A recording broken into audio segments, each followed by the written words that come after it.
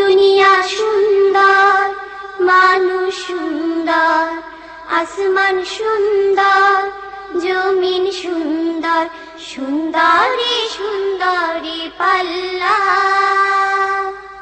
জানি না কত সুন্দর তুমি আল্লাহ। আসসালামু আলাইকুম ওয়া রাহমাতুল্লাহি ওয়া বারাকাতুহু। রমাদানুল করিম, রমাদানুল মুবারক। প্রিয় ভাই বোনেরা, আল্লাহর হাজারো শুকরিয়া, আল্লাহর লাখো কোটি শুকরিয়া যে রোজারত অবস্থায় আমাদের সবাইকে আবারও জীবন জিজ্ঞাসার মাধ্যমে আপনাদের সাথে মিলিত হওয়ার আল্লাহ রাব্বুল আলামিন দয়া করে তৌফিক দিয়েছেন। আলহামদুলিল্লাহ। আশা করছি সবাই, বিশেষ করে যেখানে যেখানে রমজান শুরু হওয়ার আজকে থেকে আমাদের চাঁদের অনুযায়ী শুরু হয়েছে, তাদের সবাইকে রমজান মুবারক। বাংলাদেশ সহ ওখানে আরও কিছু দেশ সেখানে শুরু হবে হচ্ছে আজকে রাতে সেহরি খাবে, একটা দিন বিহাইন্ডে। তারপরও সবাই রমাদানের মুডে আছে, এই জন্য সবাইকে রমজানুল করিম। আমরা চলে যাচ্ছি আমাদের শেখের কাছে, ওনার ফিলিংসটা একটু আমরা জেনে নিই ইনশাআল্লাহ। আসসালামু আলাইকুম। ওয়ালাইকুম আসসালাম ওয়া রাহমাতুল্লাহি ওয়া বারাকাতুহু। আপনাকেও রমাদানের শুভেচ্ছা এবং যত দর্শক ভাই এবং বোনেরা আছেন সকলকে পবিত্র রমাদানের শুভেচ্ছা। আলহামদুলিল্লাহ, আল্লাহ তাআলা আমরা যেই মাসটির অপেক্ষায় দীর্ঘদিন ধরে ছিলাম এবং যে মাসের জন্য পুরো বছরেই ঈমানদাররা অপেক্ষা করেন, যেই মাসের সৌরভ, যে মাসের আবহ আমাদেরকে আপ্লুত করে, সেই মাসের অপেক্ষায় আমরা এতদিন ছিলাম এবং আলহামদুলিল্লাহ আজকে সেই মাসটি শুরু হয়েছে এবং প্রথম সিয়াম আমরা আল্লাহরই জন্য পালন করছি। আল্লাহ তাআলা আমাদের এই সিয়ামকে কবুল করে নেন এবং ইতিমধ্যে আমরা তারাবিহ এবং কিয়াম আদায় করেছি। আল্লাহ তাআলা সিয়াম এবং কিয়াম দুটোকেই যেন আমাদের পক্ষ থেকে কবুল করে নেন এবং পুরোটি মাস অত্যন্ত আগ্রহের সাথে, ঈমানের সাথে এবং পূর্ণ স্পিরিটের সাথে আমাদের মনের বিরুদ্ধে বিজয় অর্জন করে আমলে নিয়োজিত থাকার তৌফিক যেন আল্লাহ দান করেন, এই প্রত্যাশা আজকে প্রথম দিনেই আমরা করছি। আলহামদুলিল্লাহ। প্রিয় ভাই বোনেরা, আমরা বিশেষ করে আজকের টাইমিংটা একটু চেঞ্জ হয়ে গেছে। অনেক ভাই বোন তো রমজানের আগে যে আমরা 7:30টায় জীবন জিজ্ঞাসা শুরু করতাম, সেই হিসাবেই আপনারা হয়তো আপনাদের স্কেজুয়াল করে রেখেছেন। তো আমরা এখন থেকে বিশেষ করে রমজানের এই সময়টাতে আপনারা 3টা থেকে আমাদেরকে দেখতে পাবেন রোববারে। তো এছাড়াও আমাদের এনটিভিতে অনেকগুলো নতুন নতুন প্রোগ্রাম, নতুন নতুন বিষয় যোগ করা হয়েছে। আশা করছি আপনারা পুরো রমজান ধরে এই হালাল অনুষ্ঠানগুলো এনজয় করবেন ইনশাআল্লাহ, আশা করছি। এবং নিজেদের আধ্যাত্মিকতা চর্চায়, যেটা শেখ সবসময় বলেন, আপনারা এগিয়ে থাকার চেষ্টা করবেন। আল্লাহ যেন তৌফিক দেন। আমরা চলে যাব আমাদের সম্মানিত কলারদের কাছে, দেখব কি আছেন আমাদের সাথে। আসসালামু আলাইকুম। আসসালামু আলাইকুম। আসসালামু আলাইকুম। আমার একটা প্রশ্ন ছিল। আসসালামু আলাইকুম। আমি এখানে শুনতে পাচ্ছি না, কিন্তু ভিতরে মনে হয় শোনা যাচ্ছে। ওকে, নো প্রবলেম। আচ্ছা, দর্শক যারা আমাদের কল দিয়েছেন তারা থাকুন, আমরা ইনশাআল্লাহ এখানেই আপনাদের কল নিব ভেরি সুন। যারাই কল করছেন অনেকেই বিশেষ করে কিউতে থাকেন। তো শেখ যেটা বলেন যে মানে এখানে কিউতে থাকলে ডেফিনেটলি আল্লাহর এটার সব ডেফিনেটলি দান করবেন, কারণ আপনি একটা ভালো কাজের জন্য ওয়েট করছেন।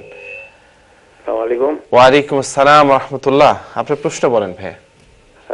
আমার প্রশ্ন ফিদিয়া সম্বন্ধে। ফিদিয়া কত এবং এই দেশে দিলে কাকে দেওয়া, এবং দেশে যদি দেওয়া হয় কাকে এবং কয়জনকে বন্টন করা যায়, এই সম্বন্ধে জানতে চাই। আচ্ছা, ঠিক আছে। খুবই গুরুত্বপূর্ণ রমজানের একটি প্রশ্ন, ফিদিয়া।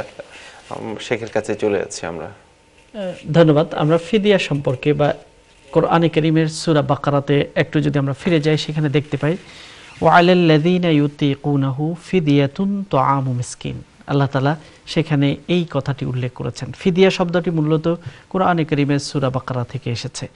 আল্লাহ তাআলা সিয়ামের ব্যাপারে যখন আমাদেরকে নির্দেশ দান করেছেন, সেখানে বলেছেন যাদের শক্তি নেই, সিয়াম করার শক্তি নেই, তারা ফিদিয়া দেবে। ফিদিয়া কি? তুআমু মিসকিন, মিসকিনের খাবার তারা জোগাড় করবে। মিসকিনের জন্য পরিপূর্ণ একটা খাবার, একদিনের যে খাবার দরকার সেরকম খাবারের কথা বলা হয়েছে। এবং আমরা ফুকাহে কেরামগণ বলেছেন ফিদিয়াটা অনেকটা সাদাকাতুল ফিতরের মতো। সাদকা ফিতরে যেমন আমরা সামিন তামারিন আও শাইরিন, যে কয়েক কেজি গম দেয়া অথবা খেজুর দেয়া এই পরিমাণ বা তার সমমূল্য দান করা, সেটা হলো ফিদিয়া।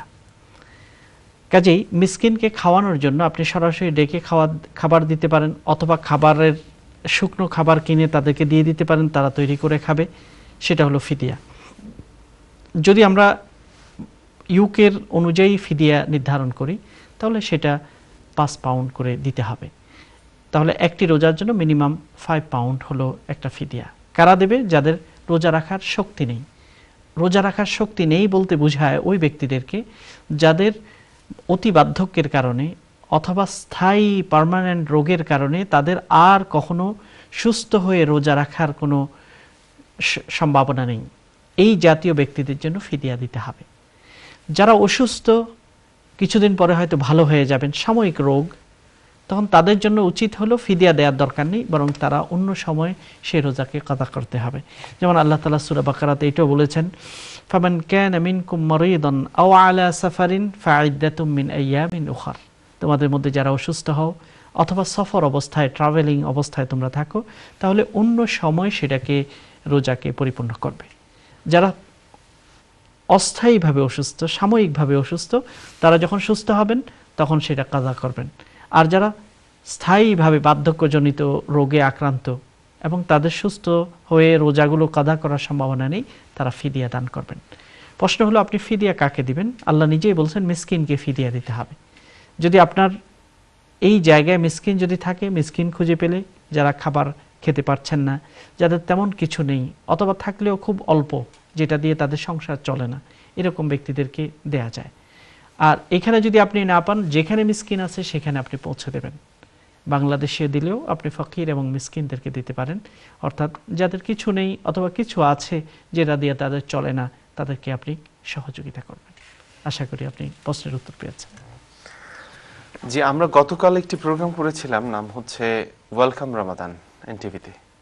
তো আমাকে দেখার পর অনেকগুলো প্রশ্ন চলে এসেছিল, সবাই মনে করছে জীবন জিজ্ঞাসা বসে গেছে কিনা। তো ওখানে একটা প্রশ্ন ছিল এরকম যে, বোন বলছিল যে ওনার হাজবেন্ড অনেকদিন ধরে অসুস্থ এবং এই অসুস্থতার কারণে ওনার বদলা রোজা রাখতে পারবে কিনা, আর রাখলে ওনাদের অরিজিনাল রোজার কি হবে। তো এইরকম একটা বিষয় আসছে।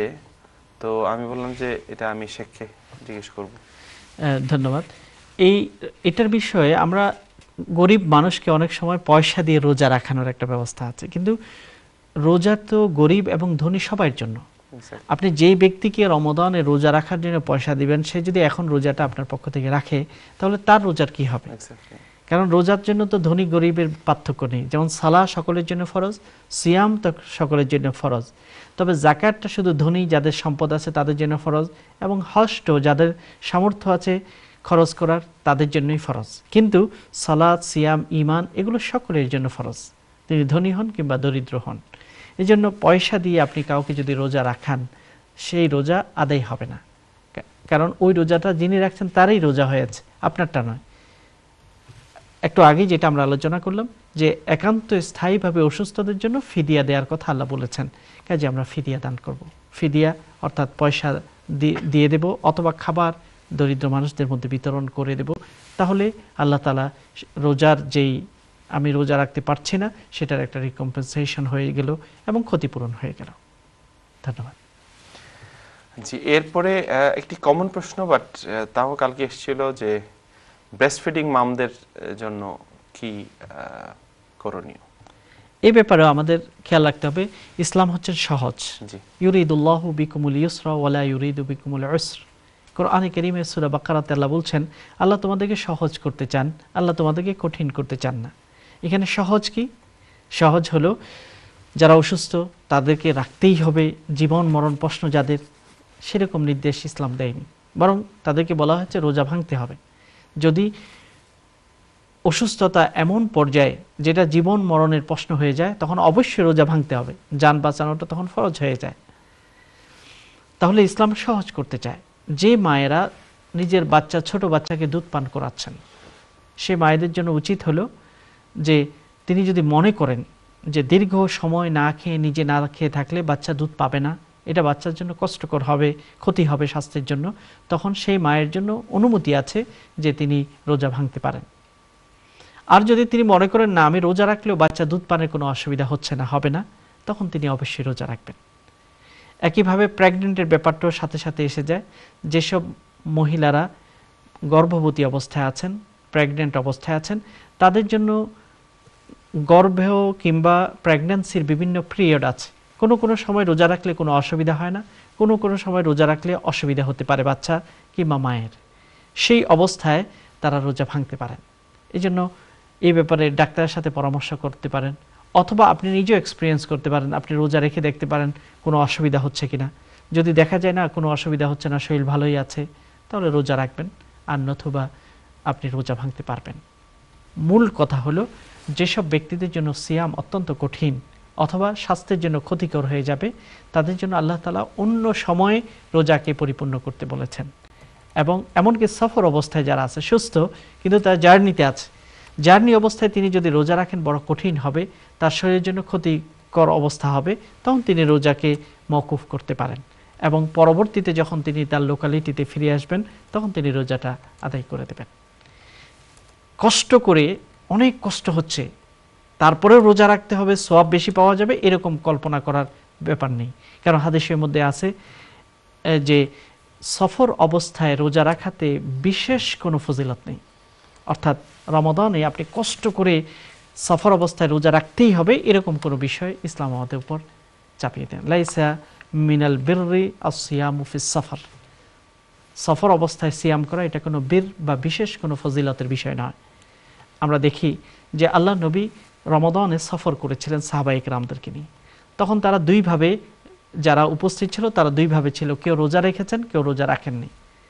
কিন্তু মুসলিম শরীফের হাদিসে আছে যারা রোজা রেখেছেন, যারা রোজা রাখেনি তাদেরকে কোনো ব্লেম করেনি, আবার যারা রাখেনি তারাও যারা রোজা রেখেছে তাদেরকে কোনো ব্লেম করেনি, দোষারোপ করেনি। অর্থাৎ দুটোই অপশন ইসলামে আছে, এটাকে তারা মেনে নিয়েছেন। ধন্যবাদ। জাযাকুমুল্লাহ। আরেকটা প্রশ্ন, সেটা হচ্ছে যারা ইনহেলার ইউজ করে, আপনার তা করতে হয় বিভিন্ন কারণে, রমাদানের সময় সেটা কি ইউজ করা যাবে কিনা রোজা অবস্থায়? এটা একটি কমন প্রশ্ন, যে অনেকের আজমা প্রবলেম থাকে, তখন শ্বাস প্রশ্বাস নিতে কষ্ট হয়, আর সেটাকে লাঘব করার জন্য তারা ইনহেলার ব্যবহার করে থাকেন। ইনহেলার ব্যবহার করা যাবে কিনা রমাদানে দিনের বেলায়, এটা একটি কমন প্রশ্ন। উত্তর হলো, ইনহেলার মূলত কোনো খাবার বা পানীয় নয়, এটা জাস্ট একটু মসৃণ করে, গোলাকে শ্বাস নিতে সহযোগিতা করে। এই জন্য যদি বিশেষ প্রয়োজন হয় যে শ্বাস নিতে খুবই কষ্ট হচ্ছে, ইনহেলার না নিলে এখন খুবই ক্ষতি হবে, তখন তিনি ইনহেলার নেবেন। আর যদি তেমন প্রয়োজন না হয়, তেমন কষ্টের শিকার তিনি না হন, তাহলে ইনহেলার নেবেন না। রমাদানের দিনের বেলায় ইনহেলার তখন নিতে পারবেন যখন সেটা তার জন্য কষ্ট হয়, তখন তিনি নিতে পারবেন, রোজার কোনো অসুবিধা হবে না। কারণ ইনহেলারের মাধ্যমে শুধু গলার অংশটুকুকে মসৃণ করা হয় এবং সেটাকে শ্বাস প্রশ্বাস নিতে উপযোগী করা হয়, সেখানে কোনো খাবার কিংবা পানীয় পেটের মধ্যে যায়নি, এই কারণে তার রোজার কোনো অসুবিধা হবে না। ধন্যবাদ। জাযাকুমুল্লাহ। আমরা চলে যাচ্ছি পরবর্তী কলে, দেখবো কি আছেন। আসসালামু আলাইকুম। ওয়ালাইকুম আসসালাম। বোনা, আপনার প্রশ্ন বলেন। হ্যালো, আসসালামু আলাইকুম। ওয়ালাইকুম আসসালাম ওয়া রাহমাতুল্লাহ। আমি শেখ সাহেবের নাম্বারটা স্যার প্লিজ দিবেন আমার নাম্বারটা? এটা তো একটা কঠিন কাজ, আপনি একটা কাজ করতে পারেন, আপনার আশা করছি আপনার নাম্বারটা কন্ট্রোল রুম নেওয়ার চেষ্টা করবে, ইনশাআল্লাহ আমরা যোগাযোগ করার চেষ্টা করব। ওকে বোন? ওকে ওকে, থ্যাংক ইউ। জাযাকুমুল্লাহ। আসসালামু আলাইকুম। প্রিয় ভাই বোনেরা, দেখতে দেখতে আমাদের কিন্তু একটা বিজ্ঞাপন বিরতির সময় হয়ে গেছে। আমরা চলে যাব বিজ্ঞাপন বিরতিতে, ফিরে আসবো ইনশাআল্লাহ বিজ্ঞাপন বিরতিকে শেষ করে। আশা করছি রমাদানের প্রথম জীবন জিজ্ঞাসা আমরা সবাই ইনশাআল্লাহ চেষ্টা করব জ্ঞান আহরণের এই মাসটাকে আরো বেশি কাজে লাগানোর জন্য, যত বেশি পারা যায়।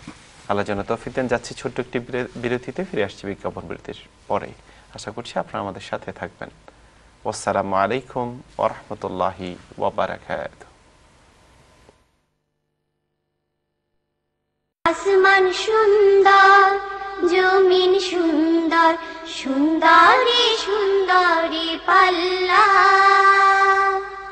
জানি না কত সুন্দর তুমি আল্লাহ। আপনারা দেখছেন ইসলামিক প্রশ্নোত্তরমূলক অনুষ্ঠান জীবন জিজ্ঞাসা উইথ এনটিভি। সৌজন্যে UK immigration consultants, NQ Hasan solicitors, Mahbub and co accountants, well foods এবং হিজাজ ট্রাভেলস, বার্মিংহাম।